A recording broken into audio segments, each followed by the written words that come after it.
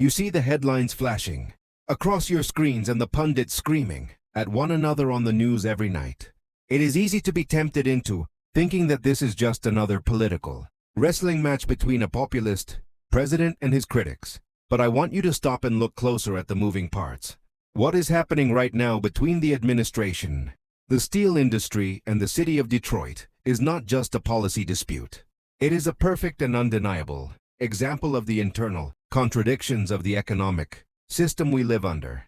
You are being told that this is about American strength. You are being told it is about sovereignty or about making things in America again. But the story they are selling you is hiding a much deeper and much uglier reality of how modern capitalism actually functions. When you see a headline like "Trump pushes steel hard and Carney says no while Detroit gets crushed," you are witnessing the brutal anarchy of the market disguised as political strategy. You look at that, and you probably wonder what it means for you. If you work in a factory, if you drive a car, or if you are just trying to pay your bills in an economy that seems to be pulling apart at the seams. These battles affect your dinner table. I want to take you through this step by step because if you understand the economic logic underneath this fight, you will understand why your job and your community always seem to be the collateral damage in these battles between giant titans of industry. Let us start with what is actually going on here on the surface. You have a massive push from the administration to artificially prop up and protect the domestic steel industry. This is a playbook we have seen before where the government steps in to use tariffs, quotas, or subsidies to build a wall around a specific sector of the economy. On one side, you have the argument that this is necessary to save jobs and to protect a vital national resource. That sounds very appealing, especially if you live in a Rust Belt town that has been decimated by decades of outsourcing. But then you have the opposition represented here by the figure of Carney, standing in for the financial and technocratic establishment saying no. They argue that you cannot do this because it distorts the market, raises prices, and invites international retaliation. And then, caught in the absolute middle of this crossfire, is Detroit. Detroit represents the people who buy the steel to make the cars. When the price of steel goes up because of these protectionist moves, the cost of making a car goes up instantly. And when the cost of making a car goes up, the companies in Detroit do not just absorb that cost out of the kindness of their hearts. No, they pass it on to you in the form of higher prices, or they cut costs by slashing your jobs and closing your plants. That is why the headline says Detroit gets crushed. It is not an accident or a stroke of bad luck. It is a mathematical certainty within the logic of this system. But I want to go deeper than just the mechanics of tariffs. I want you to understand the class dynamics at play here. When we talk about pushing steel, who is actually being helped? The narrative is that the government is helping the steel worker, the guy in the hard hat with the lunch pail. But history shows us a different result. When the government protects the steel industry, the immediate beneficiaries are the shareholders and the boards of directors of the steel corporations. They can raise their prices because they no longer have to compete as hard with foreign steel. Their profits go up. Now, do they take those extra profits and hand them over to the workers in the form of massive wage increases and better benefits? You already know the answer to that. They take those profits and they perform stock buybacks, or they pay out dividends, or they invest in automation to ensure they need fewer workers in the future. So the idea that this is purely for the worker is the first illusion we have to strip away. Then you look at the other side of the equation. You look at Detroit. These are the capitalists who own the auto factories. They are now screaming because their raw material costs just went through the roof. They are shouting that they are being crushed. And who do they threaten first? They threaten the auto workers. They say if steel costs more, we have to fire 3,000 people in Michigan. We have to move production to Mexico where we can buy cheaper steel on the global market. So you see what is happening here. You have one group of workers in the steel mills being used as a political prop to justify policies that enrich steel owners, while another group of workers in the auto plants faces unemployment because the auto owners want to protect their profit margins. It is the working class that gets whipped back and forth in this tug of war between different sections of the capitalist class. This is what I mean when I talk about the anarchy of production. In a rational economic system, we would sit down and ask how much steel we need and how many cars we need. We would plan it to guarantee a good livelihood for everyone involved. We would say it makes no sense to boost steel if it kills auto. But we do not live in a rational system. We live in a system where the steel industry fights for its profit at the expense of the auto industry, and the government acts as a referee that occasionally steps in to tip the scales, usually depending on who has the most political leverage at that moment. And where does Carney fit into this? The Carney figure represents the voice of the global financial order. This is the voice that usually says, let the market decide. They say do not protect steel because it is inefficient. They want the capital to flow freely across borders to wherever it can get the highest return.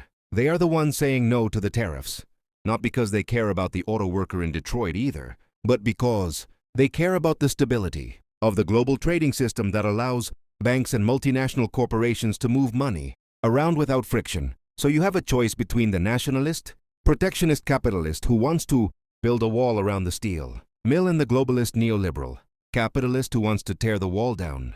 And the tragedy for you and for me and for the majority of people is that neither of these sides is actually on our side. Both of them are operating on the principle of profit maximization. One wants to maximize it by rigging the domestic market, and the other wants to maximize it by exploiting the global market. I want you to really feel the frustration of the worker in Detroit right now. Imagine you have worked at that assembly line for 20 years. You have seen your wages stagnate and your benefits cut. And now you turn on the news and you hear that because of a policy decision made in Washington to help a steel mill in another state. Your plant might close. You did nothing wrong. You worked hard. You produced value. But because the system relies on these chaotic market signals and these political power plays, your livelihood is suddenly on the chopping block. That is the insecurity that defines life under this system. This insecurity is not a side effect. It is a feature. We have to ask ourselves why we accept again a system where saving one industry requires destroying another. Why is it always a zero-sum game? Why is it that for the steel bosses to win, the auto bosses have to lose, while the workers in both sectors are the ones who ultimately pay the price? The steel workers might keep their jobs for a few more years, but they will still face the same pressures of automation and relentless cost-cutting.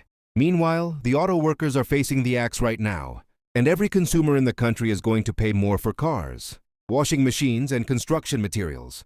It is a cycle of instability that is built into the very DNA of how we organize our production.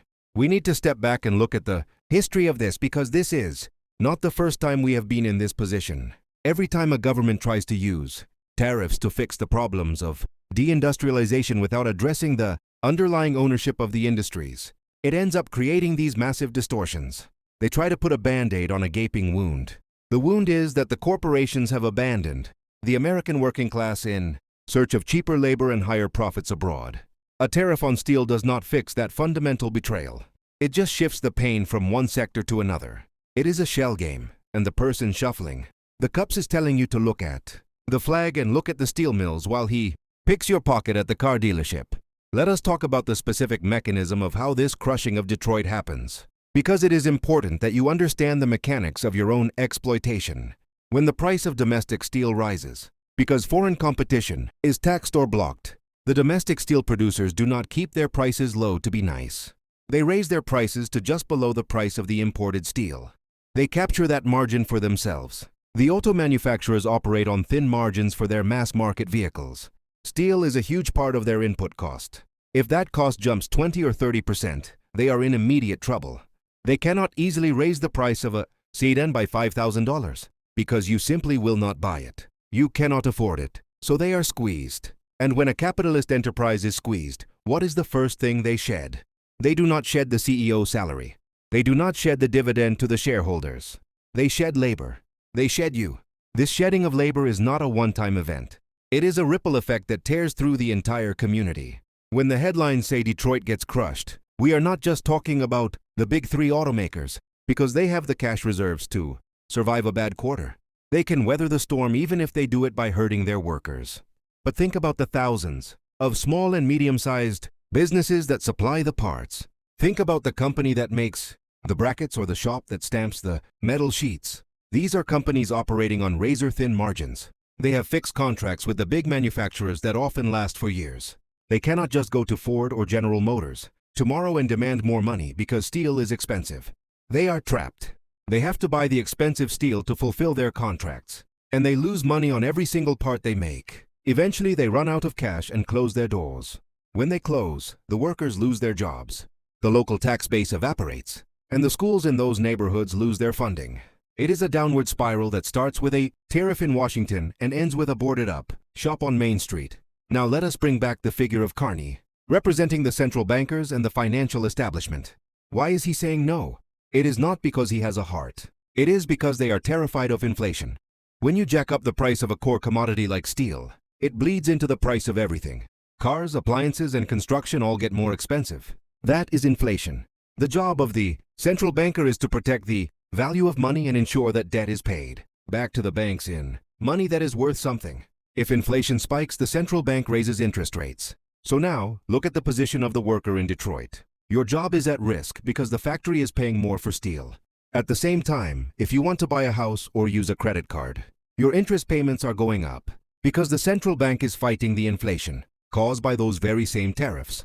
You get hit as a producer who might lose your job, and you get hit as a consumer who has to pay higher prices. This is the vice grip of the system. I want to be very clear about the responsibility here. It is easy to look at a politician and say this is just one man's bad idea, but that misses the point. He is responding to a very real pressure from a section of the capitalist class that can no longer compete on the global market. The American steel industry cannot produce steel as cheaply as other nations. That is a fact of the global market. So the owners of those American mills have a choice. They can accept lower profits, or they can demand the government rig the game. They hire the lobbyists, fund the campaigns, and write the policy papers. They use the language of national security to tug at your heartstrings, saying we need steel for tanks and battleships. But the amount of steel used by the military is a tiny fraction of total production. They are using the flag to hide attacks on your refrigerator and your pickup truck. The final irony is what happens to the money. If the domestic steel corporations make record profits from these tariffs, where does it go? In the era of financialized capitalism, it does not go to the workers.